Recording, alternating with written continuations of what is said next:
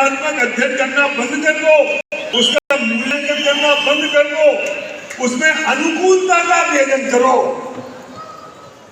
उसमें अनुकूलता का आवेदन करो तो तुम्हारे पुण्य का उदय हो जाएगा। उसे तुम क्यों प्रतिकूलता का आवेदन करते हो? अनुकूलता का आवेदन करो ना। और जो जैसे पति हैं, मैं तुमसे कहना चाहता हूं मेरी बहनों माताओं, कि जो जैसा पति तुम्हारा है, सलीम कह रहा है अपनी पति से सुनना, मैं सब देख लेता हूं ऊपर से, सलीम मैं रिश्ते में तुम्हारी अपना हूं, सुन सुन क्या कह रहे हैं। अभी मैंने कही नहीं बात, इसे पता है मेरे फेवर की होने वाली है।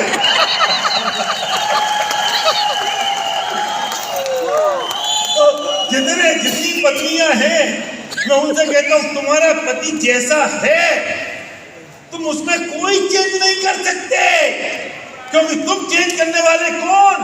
उसके अपने कर्म उसके साथ हैं। मैं कुछ नहीं कर सकता परिवर्तन। वो जैसी है उसमें अनुकूलता का आवेदन करो तो तुम्हारे पुण्य का उदय हो जाएगा। बेटा तलाक तो तुम ले नहीं सकते। हम भाग्यशाली हैं, हिंदुस्तान में हैं कि एक बार जिससे गला बंध गया उससे बंध गया। अब ऐसे थोड़ी अमेरिका में आज इसको बदल दिया, कल उसको बदल दिया, परसों उसको बदल दिया, परनर्स उसको बदल दिया। तो हमारा ना एक हम जब मोनाली में थे तो उसका जो वो आया कॉर्नर और वो स्टेज पर खड़ा होकर बोला, I am so glad my mother and father lived together from last 40 years. मैंने सरबक से कही इसमें कौन सी बड़ी बात होगी, मेरा बाप तो 55 साल से साथ रहता है। तो सरबक बोला पापा ये ना वहां पे तो 4 साल मुश्किल से रह जाए तो बड़ी बात है, इसका माँ बाप 40 साल से साथ रहता है, ये उसके लिए महान बात है। और ये जो एनिवर्सरी हमारे परंपरा है ना वो विदेश से आई है भाई, अब इनके 25वीं एनिवर्सरी है तो अवार्ड, इसलिए क्योंकि 25 साल से साथ रह रहे हैं तो महान काम कर दिया। अंग्रेजों के यहाँ से आई है तो हमने भी सेलिब्रेट करना शुरू कर दिया। हमारे तो बंध गई ना, तो बंध गई। हाँ यस, ये कुंवारा बोला, कोई कुंवारा बोला, ये शादीशुदा को मौका मिले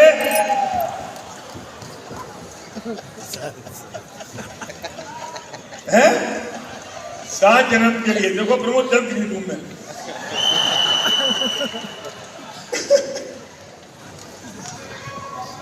हाँ कपल डांस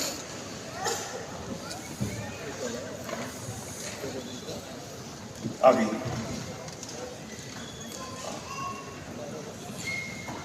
अपनी जान कर रही थी साथ में बहुत खुश थे ना सलीम, तो रात को तुम्हारी अच्छी गुजरी होगी कल। क्यों कह रहा हूं मैं ये? तुम जैसी परिस्थिति है वो परिस्थिति है। मैं हमेशा कहता हूं या तो प्यार से रहो नहीं तो अलग हो जाओ। ये परेशानी का कारण क्या है?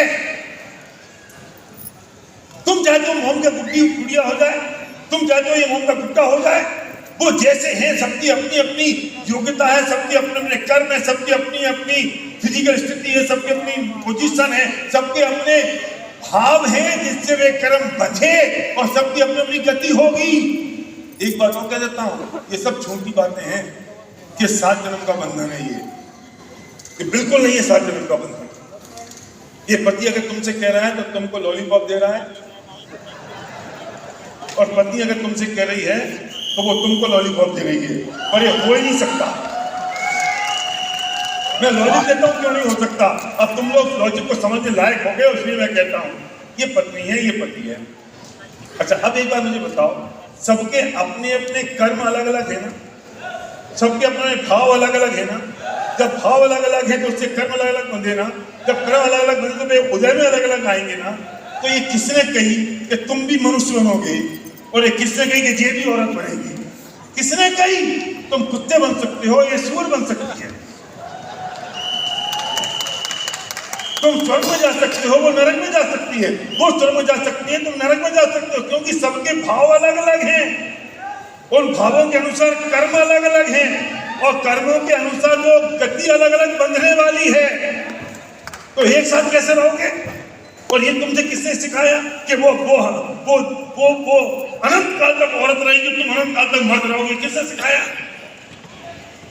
उठा लो पुराण, सुन लो कहानियां, पढ़ लो पुराणों की कहानियां, ये किसने कही? तो इन बातों में बहकावे मत आना।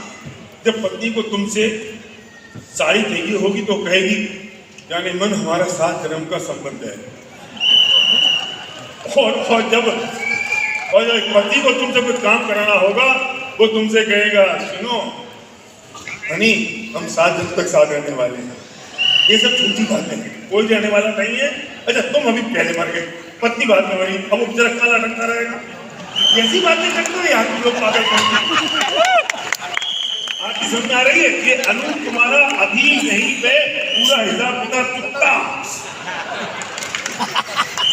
ये बाद में मिलने वाला नहीं है। तो सोचो ना कि पति आज मर गया, पति 10 साल बाद मरी, अब क्या करेंगे? अब काम इकट्ठे कराएंगे दोबारा, अगले जन्म में फिर हो जाएगा, 50 साल का हो जाएगी, 10 साल की शादी करेंगे।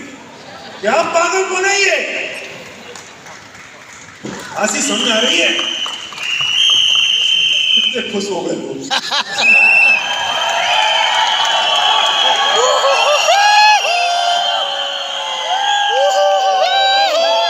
फ्रीडम हो गई, फ्रीडम।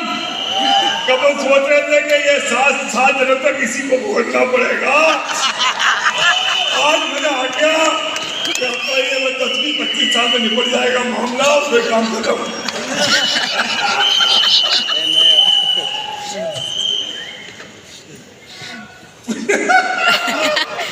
ये कुमारा बोला कि शादीशुदा ही तो शादीशुदा बोला। तो आज के बाद ये निर्णय कर लो कि मेरा वेदन कैसा है, मेरी फीलिंग कैसी है। जो भी परिस्थिति होने दो, परिस्थिति कुछ भी होने दो, उस परिस्थिति में मैं अगर अनुकूलता का वेदन करता हूं तो मेरे पुण्य का उदय है, मैं प्रतिकूलता का वेदन करता हूं तो मेरे पाप का उदय है।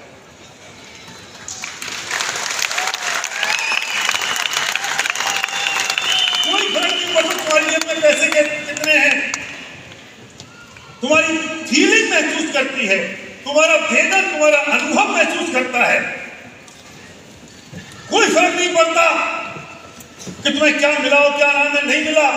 फर्क इस बात का पड़ता है कि तुमने उस वक्त क्या महसूस किया, क्या वेदन किया, तुम्हारी फीलिंग कैसी है।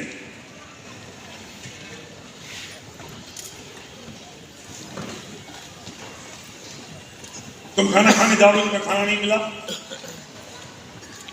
तुम्हारी अगर प्रतिकूलता का वेदन हुआ तो पाप का उदय। खाना तो जो होना था तो हो गया, लेकिन अगर तुमने अनुकूलता का वेदन किया कि चले यार इच्छा वैसे नहीं हो रही थी, 2 दिन बाद फूट से खा लिया था, तो आज अच्छा नहीं मिला, एक टाइम तो फ्री हो गए, तो तुम्हारे पुण्य का उदय नहीं मिला। खाने में क्या है, वो तो पर है, मेरे अलावा बाकी पूरी दुनिया पर है, मेरा उससे कोई संबंध नहीं है, कतई कोई संबंध नहीं है। जो मुझे बुरा लगता है वो दुनिया को अच्छा लगता है, जो दुनिया को अच्छा लगता है वो मुझे बुरा लगता है। इसलिए नक्की कर लो कि परिस्थिति में, लोगों में, वस्तु में कोई फर्क नहीं है। जो फर्क है वो मेरे विचारों में है, मेरे चिंतन की धारा में है, मेरे मानने में है, मैं जैसा महसूस करता हूं उसमें है, और जिन सिद्धांतों में फॉलो करता हूं उसमें है।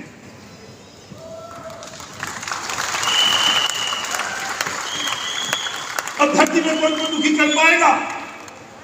धरती में कोई पैदा होगा जो तुम्हें परेशान कर पाएगा? अरे किसकी ताकत है जो मुझे दुखी कर दे?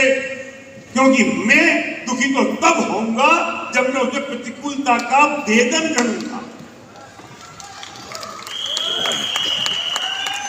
महावीर सिंह जी, आपको पैर में तकलीफ है, ये पुण्य का उदय है कि पाप का उदय है? जैसा फील करोगे वैसा है। कैसा फील कर रहे हो? अरे ये खड़े होते 4 आदमी पकड़ते, अगर सीधे पैर होते ना तो भीड़ में धक्का लगा के जाना पड़ता। तो पुण्य का उदय है ना। तुमसे डिप्रेशन में बोलते हारा मेरा पैर, हारा मेरा पैर, हाय मेरा पैर। ठीक कर सकते तुम पैर को? कैसे कोई डिप्रेस हो सकता है दुनिया में? कैसे कोई डिप्रेशन में जा सकता है? धरती में किसी की ताकत नहीं जो मुझे डिप्रेस कर दे। वो मुझे कंट्रोल करेगा? तो अगर दूसरे लोग मुझे कंट्रोल करें तो मेरा अस्तित्व का नाश हो गया। अगर दूसरे लोग प्रेम मुझे कंट्रोल करते हैं तो मेरे अस्तित्व का नाश हो गया, मैंने बचा ही नहीं। मेरी कीमत तो मैं डालता हूं, कोई दूसरा नहीं डालता हूं। मैं नक्की करता हूं मुझे सुखी होना है कि दुखी। ये जो पेन है ना, ये पेन, ये भोग लगा करना, मैं बहुत खुश हूं। इस पेन की कीमत 32,000 रुपये।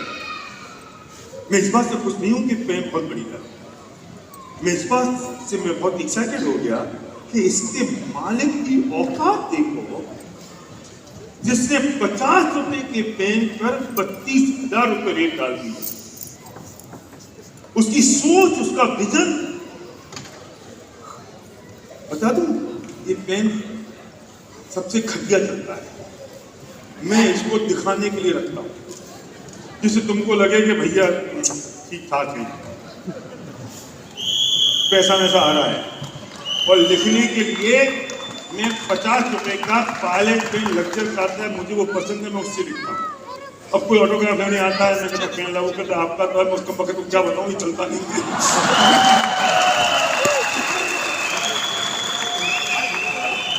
इसकी बिल आती है 1000 रुपए की। अब मैं तुम्हें इससे ऑटोग्राफ देता हूँ तो 1000 रुपये और खर्च कर दूँ।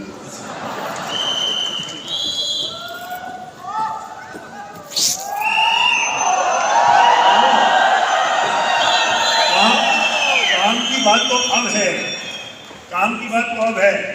इस आदमी की, इसके मालिक की थॉट प्रोसेस, विजन, उसकी औकात इतनी बड़ी है कि उसने 50 रुपए के पेन पे 32,000 रुपए लिख लिए और दुनिया ने खरीदना शुरू कर दिया। खरीदना ही शुरू नहीं कर दिया, जब उसने 32,000 रुपए रेट लिखी गई तो स्थान से अपने सीने पे लगा लिया और ऐसे दिखाते हुए कि मेरी कीमत 32,000 रुपए बढ़ गई। अच्छा, हमने इसी जगह वो रिवॉल्व का 1.5 रुपए का पेन लगाऊं तो मैं जो कहना चाहता हूं समझ में आ रही है? चाल बदल जाती है। मैं समझता हूं कि मेरी कीमत बढ़ गई, भूपेंद्र गौरव समझता है अच्छा भैया 32,000 का पेन, मतलब पैसे तो आ रहे हैं।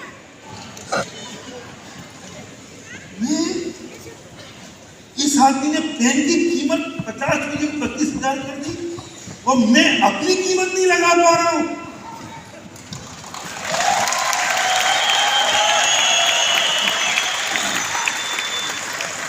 मैं अपनी कीमत किसी और से लगवा रहा हूं। अगर ये हम सबके पास आ जाता है कंपनी का मालिक कि भाई साहब पेंडिंग रेट क्या रख दूं, तो क्या बोलते तुम? 50 रुपए, कोई कहता 100 रुपए रख दो, ज्यादा कहता 500 रुपए रख दो, इससे ज्यादा औकात नहीं है हमारी।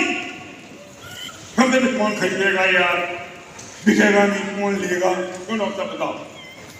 ये तुम 50-500 रुपए का पेन, वो हमसे तुमसे पूछने नहीं आया कि मैं पेन की कीमत क्या रखूं, और हम दुनिया से आगे पूछते भी नहीं भाई साहब मैं कैसा लग रहा हूँ, भाई साहब मेरी औकात कैसी है, भाई साहब तो ठीक तो लग रहा हूँ मैं, और जी तुम बता दो ना मेरी क्या कीमत है, भाई साहब तुम बता दो ना, तुम अगर आ जाओ तो मेरी कीमत बताइए, तुम आ जाओ तो मेरी कीमत, हमारी कीमत दूसरे लगाएंगे। कौन लगाएगा शिवाजी हमारी कीमत? हम खुद लगाएंगे ना। कौन लगाएगा हमारी कीमत? देखो, अगर कोई दूसरा व्यक्ति तुम्हारी कीमत लगाए तो वो ही 150-500 रुपए लगाएगा, लेकिन उस आदमी ने अपने पेन की कीमत खुद लगाई तो 32,000 रख दी। तुम्हारी कीमत कोई और लगाएगा तो 100-200 रुपए लगाएगा। कि तुम्हारी कीमत अगर हम हमारी कीमत खुद लगाएंगे तो कितनी लगेगी संतोष?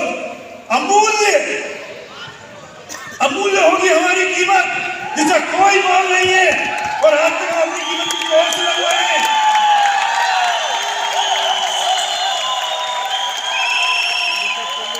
कोई और नक्की करेगा मैं सफल होगा कि नहीं, कोई और नक्की करेगा मेरी सक्सेस होगी कि नहीं, कोई और डिसाइड करेगा कि मैं बड़ा आदमी बनूंगा कि नहीं। कौन नक्की करेगा? मैं। कौन डिसाइड करेगा?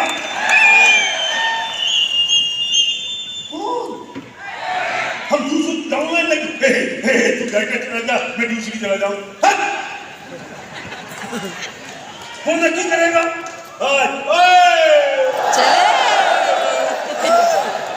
जाऊंगा नक्की करेगा मैं जाऊंगा कि नहीं, जाऊंगा नक्की करेगा मैं दूसरी नक्की जाऊंगा कि नहीं। मेरी कीमत मैं नक्की करूंगा, मैंने डिसाइड कर लिया। मैं नक्की करूंगा मैं दुखी रहूंगा कि सुखी रहूंगा। मैं नक्की करूंगा मेरे पाप का उदय है कि मेरे पुण्य का उदय है। मैं नक्की करूंगा कि मैं साक्षी भाव में हूं, तमाशबीन हूं। परिस्थितियां नक्की नहीं करेंगी कि मेरे पुण्य का उदय है कि मेरे पाप का उदय है। ये मैं नक्की करूंगा कि मेरे पाप का उदय है कि मेरे पुण्य का उदय है।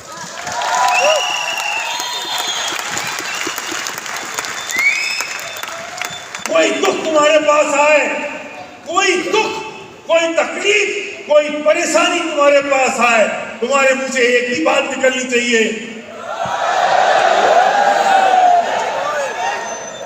कोई दर्द तुम्हारे पास आए, कोई पीड़ा तुम्हारे पास आए, तुम्हारे मुंह से एक ही शब्द निकलना चाहिए,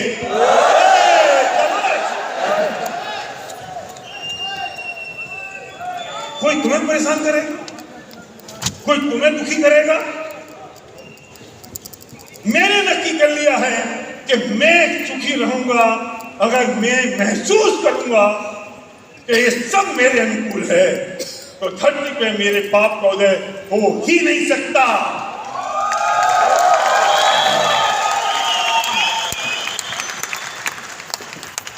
अब कोई पैदा नहीं हुआ जो मुझे दुखी कर दे। खड़े हो जाओ।